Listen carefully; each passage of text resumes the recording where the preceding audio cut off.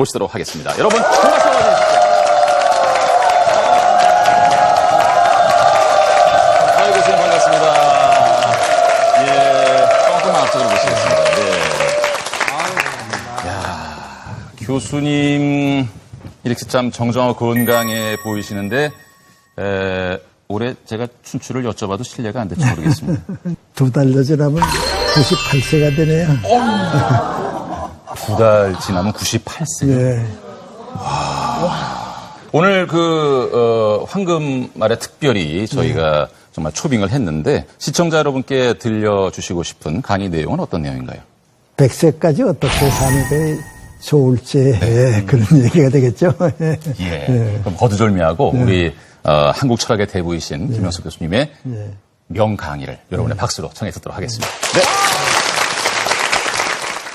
스페셜 강의 97세 김형석 교수의 100년을 사는 법. 제가 항상 제일 많이 하는 얘기는 내 인생에서 우리 인생에서 제일 행복하고 만족스럽고 또 보람 있는 나이가 몇 살이었는가 하는 생각을 해보는데 60에서 75세까지가 제일 좋았던 것 같아요.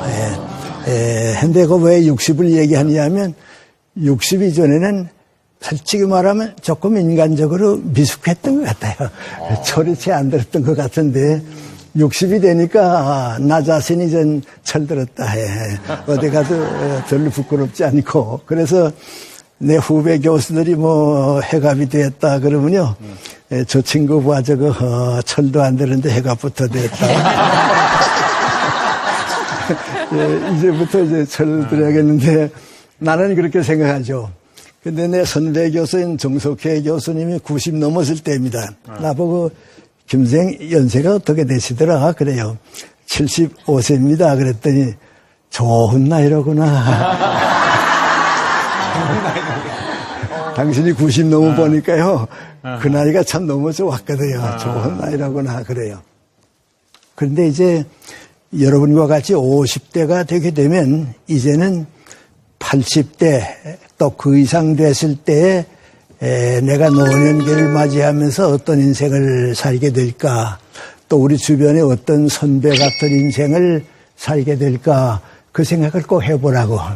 50대에 그걸 시작하는 사람은 80 그 이상까지도 일관성 있게 보람 있는 인생을 살게 되는데, 막연하게 50대를 그대로 출발하다가 70쯤 돼가지고서 서둘게 되면 남는 게 없다고. 그러니까 이제 그걸 하게 되면 어떤 변화가 오는가, 60까지는 아주 순탄하게 가고 60에서 75세까지는 그래도 정신적으로는 생산적이고 창조적이 된다고. 그래서 75세까지는 누구나 성장하게 돼 있다고.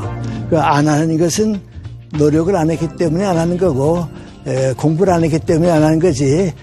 75세쯤 내가 성장을 하고 노력하고 계속해서 공부하고 일하는 사람 그걸 연장한다고. 그럼 이제 80개 그 연장해서 75세를 연장하게 되면 사회 수준은 떨어지고 내가 가지고 있는 수준이 높으니까 사회가 나한테 모든 걸 원한다고. 그러니까 일하게 된다고 해. 그러니까 내 강연을 들은 내 제자들도 학교 계실 때는 그런 좋은 말씀 못 들었는데요. 학교보다는 지금이 또 좋은 말씀 해 주시는데요. 그런데 그것 때문에 그렇습니다. 그런데 이제 90을 넘기는 게 이제 문제입니다. 이제 그게 문제인데 90 넘으면서 하나의 그 인생의 마지막 고비라고 할까요? 좀 어려운 점이 있는 것 같아요. 한 가지는 이제 90 이전부터 우리 사회에서 오는 문제가 있는데 경제 문제입니다. 이게 여러분이 카나다나 영국이나 미국 같은 데 가보면 나이 들었다고 해서 경제 생활의 어려움은 안 겪죠. 왜냐하면 사회보장이 돼 있고 그러니까 괜찮은데 우리는 아직도 대부분이 이제 그 힘을 못 가집니다. 그래서 자기 능력으로 내 경제 생활을 노후에 이끌어갈 수 없는 이들은 이제 얼마 지나면 사회가 도움을 줘야 하고요. 한 가지는 이제 제일 확실한 길이 아들, 딸들에게 내가 의탁하면 될 것이다. 이제 그런 생각을 많이 했는데, 사실, 80이 넘어보면요. 내 친구들 가운데 거의 80%, 90%가요. 아들 집에 안 가요. 또 딸 집에도 안 가요. 그런데 정신력이 강한 사람이 두세 안 가요. 내 인생을 내가 살고 내가 설계해 본 사람은 안 가요. 근데 그 아들, 딸들이 이제 뭐 싫어서 안 가거나 뭐 그건 아니에요. 아들, 딸들이 이제 부모를 잘 많이 생각하고는 있죠. 그런데도 내가 베풀어준 사랑이 너무 컸기 때문에 너네 안 하느냐 그거죠. 예. 그 부모가 자식에게 주는 사랑은 그건 절대거든요. 그러니까 나는 너한테 100을 사랑했는데 너 나 늙었다고 왜 도와주지 않냐 그러거든요. 그런데 지혜롭게 생각하면 그건 아니에요. 내가 너를 도와준 것을 너는 너희 아들, 딸들에게 주어라. 그거 이제 우리 사는 도는 것 같아요. 그래서 아들, 딸과 더불어 살겠다고 생각했던 사람들이 대부분 후회해요. 도로 나오고요. 독립하고요. 그래요. 근데 그게 좋으냐 나쁘냐 하는 건 판단하면 안 돼요. 그건 그 사람이 행복하기 위해서 자유롭기 위해서 선택하는 거니까 나는 그걸 사랑이 있는 자립이라고 생각해요. 그래서 경제적으로는 가급적 자립하는 게 좋습니다. 능력만 그러니까 제가 50부터 생각해두라 하는 것은 50부터 내 경제는 내가 세상 떠날 때까지 내가 책임지겠다. 그건 확실해야 합니다. 저는 지금 아직도 무슨 이렇게 아들, 딸들에게 도움을 조금씩 주긴 주죠. 하지만 내가 받고 싶은 건 없습니다. 근데 그 부모 마음이라는 또 이상하다고요. 내가 이제 내 아들, 딸에게 100만 원은 주고서는요. 그게 좋으니까 주거든요. 그리고 10만 원 용돈 받으면요. 또 그렇게 고마울 수가 없어요. 그게 부모예요.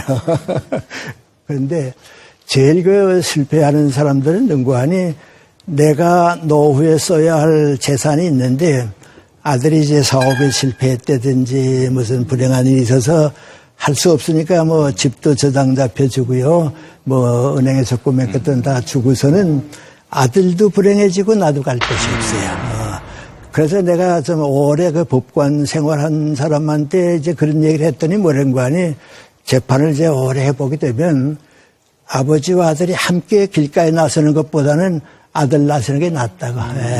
아버지까지 나서는 건 너무 불쌍하다고 말이죠. 그래서 경제적으로는 그 자립한다는 거, 그거는 50대는 확실하게 가져두는 거에 좋습니다. 그 다음에 이제 90이 넘게 되고 이제 그 전후가 되게 되면 가정 문제에서 파생하는 일들이 이제 많이 있어요. 요새 문제가 많이 생긴 이제 황혼 이혼인데요. 근데 자꾸 늘어납니다. 황혼 이혼은 될순 대로 없는 게 좋은데 또 불행하게 그냥 있는 것보다는 또 이혼하는 게 좋은 때가 있으니까요. 하면 안 된다 하는 건 없고요. 그런데 거기 이제 몇 가지 문제가 남는데요. 젊었을 때는 이제 20대에서 30대 중반까지는 부부간의 사랑이라고 하는 게 이제 연정이라고 할까요? 연애할 때의 감정, 남자이기 때문에, 여자이기 때문에 사랑하는 감정이 30대 중반까지는 가요. 그리고 이제 결혼을 하고 애들을 키우게 되면 그 연정은 이제 사라지고요. 그 대신 올라오는 게 민구안이 애정이에요. 그때는 그건 사랑이에요. 그 전에는 남자이기 때문에 여자이기 때문에 이제 같이 사는데 이제는 그거 좀 떠나더라도 사랑으로 살아요. 그러다가 이제 70쯤 되고 손주들이 생기게 되면요. 그때는 애정이 인간의 애로 변해요. 한 인간이기 때문에 인간에 대한 사랑이기 때문에 이제 그래요. 내가 내 아내가 좀 오래 병중에 있어서 병 시작할 때부터 이제 말은 못했으니까요. 20여 년 동안 이제 말을 못하는 이제 아내를 돌봐주고 있는데요. 다들 내 친구들이 만나면 아이고 어떻게 그렇게 해줬냐고 말이죠. 난 4, 5년 이래면 하겠는데 그 이상은 못할 것 같아 말이죠. 그래요. 그럼 나는 겪어보면 안다고. 그때는 애정이 아니고 인간애가 있다고. 옆집 사람도 그럴 때는 도와주게 돼 있고요. 불행한 사람이 지나가다가 우리 집에 머물러도 그건 도와주게 돼 있다고. 거의 인간애예요. 그래서 위해주려고 하는 마음을 늦더라도 좀 가지는 거, 마음을 열어야겠다 하는 생각을 하는 것이 좋습니다.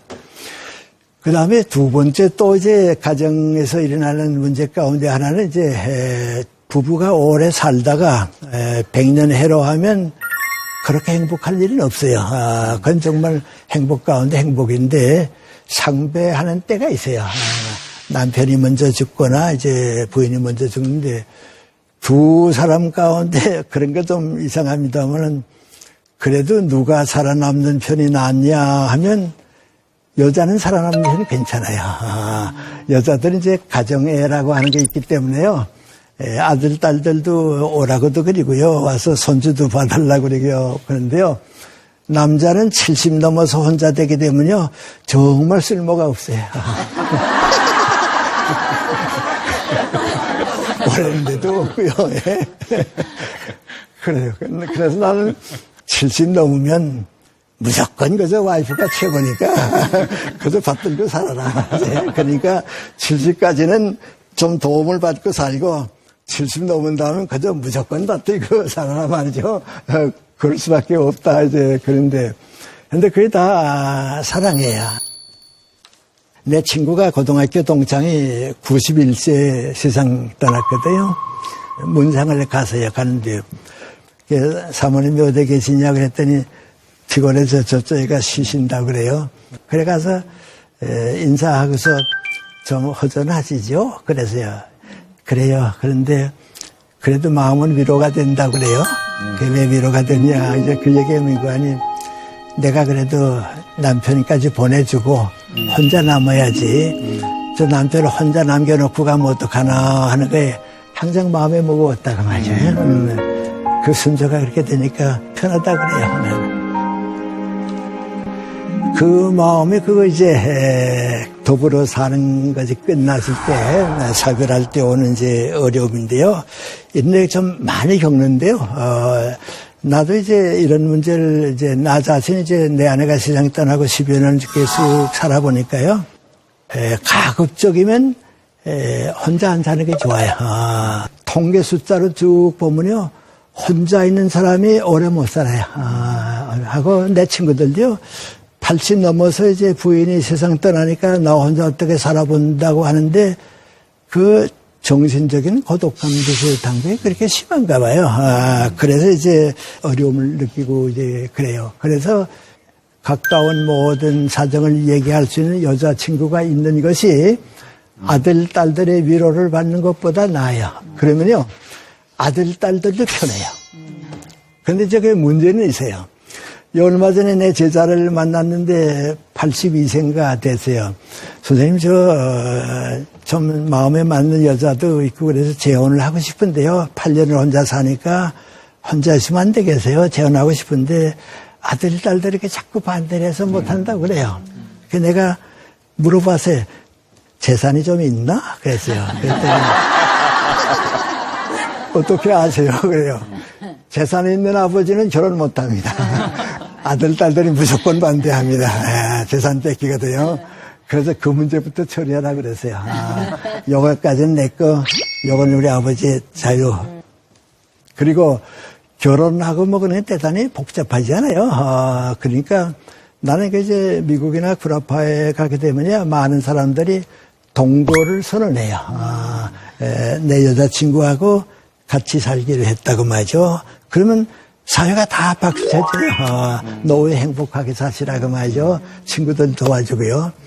난 그래서 동거를 선언하고 하더라도 혼자 안 있는 것이 좋아요. 하고 또 하나는 가정이라고 하는 울타리를 조금 넘어서서 일을 더불어 하는 친구가 있어야 돼요. 우리 그걸 너무 소홀히 여기는데요. 내 나이쯤 되게 되면요. 가정보다도 더 귀한 건 내가 존경하는 친구들이에요. 안병옥 선생과는 내가 60년을 같이 친구로 지냈거든요. 김태길 선생도 50년이거든요. 그런데 한 번 안병옥 선생이 나한테 전화를 걸었어요. 걸어서 김생에 우리 셋이서 그저 일만 하고 서로 즐기지도 못하고 우리끼리는 행복한 시간을 못 가졌는데 이제 80이 다 많이 넘었는데 1년에 한 4번씩만 만나자고 천하초도에 만나서 차도 마시고 얘기도 하고 서로 도움되는 것도 해서 좀 우정을 좀 이렇게 쌓아가자고 말이죠. 우리 더 늦기 전에 한번 만나자고. 그러자고. 그래가 김태길 선생한테 전화를 걸었어요. 그랬더니 좋긴 좋아. 좋긴 좋은데 또 한 가지 생각해 보았나? 그래요. 또 한 가지가 뭔데? 그랬더니 우리 지금 다 80대 중반인데 흐르는 세월을 누가 막나? 누가 한 사람씩 먼저 가야 할 거 아니야? 이렇게 그저 멀리 떠나서 열심히 일하다가 누가 먼저 갔다 하면 그랬구나 하고 마음에 그저 좀 아프긴 하겠는데 이제 다시 정들였다가 누가 한 사람씩 가면 가는 사람이야 모르지 남는 사람이 그 힘들어서 어떻게 사노? 그래요. 그리고 마지막 남는 사람 생각해봐. 그러니까 그저 이대로 있자고. 그러다가 가게 되면 일 많이 하고 먼저 갔구나. 그래서 위로받자고 그래요. 또 내가 생각해보니까 또 그렇대요. 그래서 안생한테 그랬더니 그래 그저 이대로 살아보자고. 그리고 다음 해쯤은 내 안병수한테서 전화가 왔어요. 전화가 오더니 김생 우리 셋이서 함께 열심히 뛰었는데 이제는 김태길 선생님도 가시게 됐고 나도 아마 오래 안 남은 것 같아. 그러더니 또 안생도 세상 떠났어요. 나 혼자 남았거든요. 친구들이 다 가고 나니까요 그만 세상이 빈 것 같아요. 한 2년 동안은 무척 힘들었어요. 그런데 한 2년쯤 지나고 나니까요 그래 두 친구가 못한 마무리 내가 하면 되지. 그래 요샌 내 친구들이 일 좀 마무리하느라고 열심히 좀 뛰어다니고 이제 그래요. 그래도 이젠 제 나이가 되게 되면 언젠가 죽음이 올 것이다. 혹은 오게 됐으니까요 올 것이다. 그런데 죽음에 대해서 너무 많이 생각하는 것도 좋지 않고요. 너무 많이 걱정하는 것도 좋지 않아요. 두 가지만 생각하면 될 것 같아요. 첫째는 민구아니 내 신체적인 죽음, 생리적인 죽음은 운명으로 받아들여라. 단지 죽을 때에 너무 심한 고통을 받지 않고 죽는 것은 복입니다. 요새 웰다잉 운동이 바로 그거거든요. 너무 죽음을 너무 어렵게 보내지 않고 편안히 보냈으면 좋겠다. 그 다음에 제일 이제 나 같은 사람에게 문제가 되는 건 내 신체가 죽어서 세상에서 떠났다고 해서 내 인생과 내 삶의 의미와 가치도 다 없어지고 만다. 그러면 안 될 것 같아요. 그래서 무엇인가 모범을 보여주고요. 삶의 의미를 남겨주고요. 그래서 제가 그런 얘기합니다. 뭐 큰 예술가가 되거나 학자가 되거나 뭐 위대한 정치가가 되거나 나는 그렇게 큰 문제는 생각 안 하고요. 이렇게 살면 된다고 하는 모범은 좀 보여줬으면 좋겠어요. 예를 들어 말하면 내가 내 아들들하고 이제 손주들하고 식당에 가서 저녁을 먹지 않았어요? 내 아들은 그냥 그저 나오거든요. 나는 서브해준 직원들한테 가서 고맙다고, 늦어져서 미안하다고, 감사하다고 인사하고 나오거든요. 그럼 내 아들, 딸들이 볼 때, 손주들이 볼 때 뭐라 합니까? 할아버지는 꼭 인사한다. 할아버지 좋은 점이 있다. 그렇게 살 건 얼마든지 있어요. 얼마든지. 그래서 내가 뭔가 우리 흐르는 역사 속에 긍정적인 거 하나 남겨주고, 그 다음에 성경 읽어보면 밀알 한 알이 땅에 떨어져서 썩으면 열매를 맺고 썩지 않으면 한 알 그대로 있는다. 그 얘기 있잖아요. 그런데 이기적인 사람은요 안 썩으려고 그래요. 그래서 그만 없어지고 말아요. 그런데 역사가 무엇인가 아는 사람은 때가 오면 썩을 줄 알아요. 그래서 더 많은 열매를 남겨주고 가는 것이 인생이다 하는 것을 알게 될 거예요. 아마 이런 것은 막연하지만 우리 주변 생각을 쭉 정리해 보면 그래도 우리들이 좀 더 인생을 행복하게 살 수 있지 않을까. 좀 그런 그 새로운 삶에 동참하면 90이 넘고 100살을 맞이해도 피곤을 하지만은 행복한 인생을 살게요. 그래서 만약에 나도 기회가 온다고 하면 세상 떠날 때 나는 참 행복했다고 여러분도 행복하시라고 그렇게 좀 그 삶의 가치를 나눠 가질 수 있었으면 좋지 않을까 그런 생각을 드리는 말씀입니다. 고맙습니다.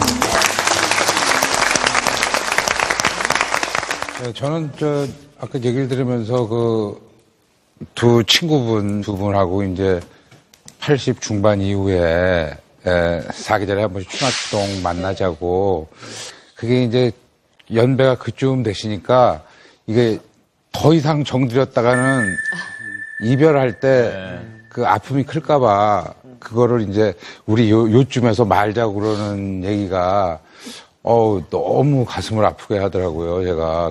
근데 어쨌거나 선생님 정말 건강하시거든요. 보청기도 안 끼시고.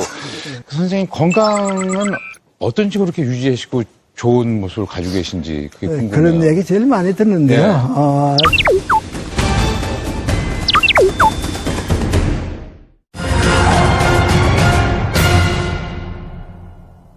정말 건강하시거든요. 보청기도 안 끼시고. 선생님 건강은 어떤지 그렇게 유지하시고 좋은 모습을 가지고 계신지 그게 궁금해요. 그런 얘기 제일 많이 듣는데요. 일하기 위해서 살고 있어요. 예. 그래서 나는 이제 같은 80에 누가 더 건강하냐 그러면 누가 일 더 많이 하느냐 그게 하나의 그 인간적인 에너지가 돼요. 나 지금도 이제 내일은 뭐 할 거고 모레는 뭐 할 거고 이제 1년까지는 뭐 할 거고 일밖에 내 스케줄이 없거든요. 근데 그 일 때문에 내가 건강해요. 저는 사실 교수님 그 말씀하시는 걸 들으면서 사람이 이제 오래 있다 보니 혼자 사는 것이 별로다. 그래서 여자친구를 갖는 게 좋겠다. 이런 얘기 하셨는데 혹시 우리 교수님은 여자친구가 있으신가요? 이제 찾으려고 그래요. 찾으려고요. 역시. 근데 내 친구가 뭐 거일 거기 살았거든요. 뭐 거일 호텔 그 카페에 이제 이따만큼 가고 하면 아마 오래 가까이 지난 그 여자가 있었는가 봐요. 그래서 좀 정도 있고요. 그래 지났는데 한 번 그 아가씨가 자기 보고서 선생님 언제 한번 조용한 시간에 둘이만 좀 말씀드렸으면 좋겠다고 그래서 그러라고. 그래서 무슨 얘기 하려나 하고 기다리고 있었는데요. 일주일 있다 만났더니 제가 결혼을 해야겠는데 줄을 좀 서달라고.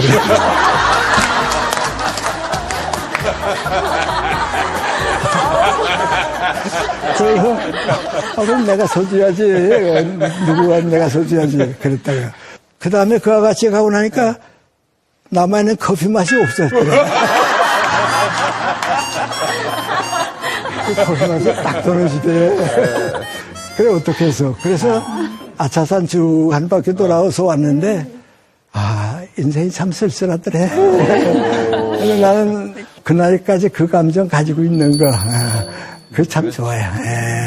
사람이 늙도록 연애를 해야 한다고 그래야 젊게 살지 좀 그렇게 사세요.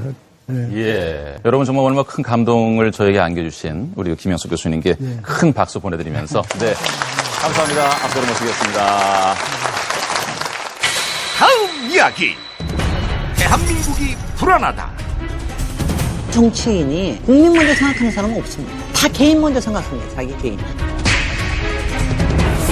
저 모습을 보면 특권층을 작동을 할 수 있어라는 표시예요, 저게. 국민들이 더 큰 실망을 했다는 것이죠. 예. 그 사람들이 가지고 있는 돈의 원천이 국민의 예산이었거든요. 그걸 인정해준 국회의원들도 책임을 좀 물어야 된다고 생각합니다. 국회에서 이번에 철저하게 수사하고 국정조사가 이루어질 겁니다.